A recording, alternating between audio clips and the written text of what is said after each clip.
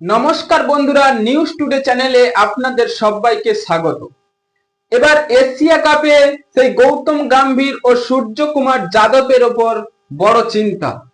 হ্যাঁ বন্ধুরা, ইউপি লিগে সেই রিঙ্কু সিং যেভাবে খেলছে 300 স্ট্রাইক রেটে ব্যাটিং, তা ভাবাচ্ছে এবার সেই ক্রিকেট ম্যানেজমেন্টকে।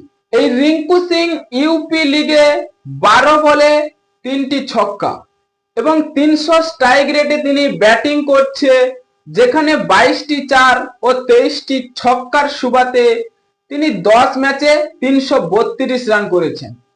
এবার ক্রিকেট বিশেষজ্ঞ সেই গৌতম গম্ভীর ও স্কাই, যিনি সূর্যকুমার যাদব এশিয়া কাপে ক্যাপ্টেন করছে, তাদেরকে এবার ভাবাচ্ছে রিঙ্কু সিংকে কি বসিয়ে রাখা যাবে।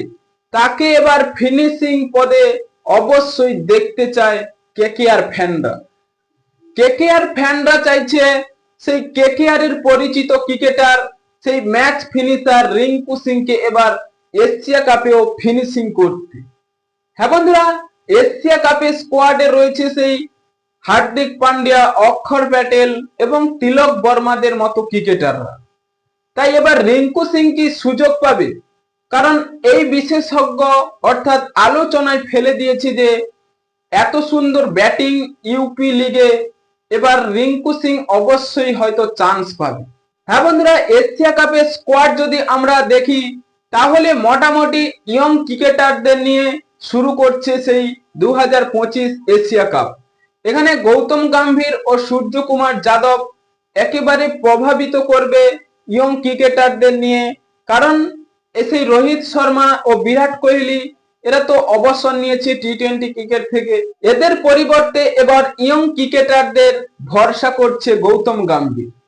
হ্যাঁ বন্ধুরা, রিঙ্কু সিং এর যে দুর্দান্ত পারফরমেন্স ইউপি লিগে, সেই পারফরমেন্স যদি এশিয়া কাপ 2025-এ দেখাতে পারে, তাহলে তিনি হয়তো টিম ইন্ডিয়ার স্কোয়াডে পুরোপুরি জায়গা পাকা করে নেবে।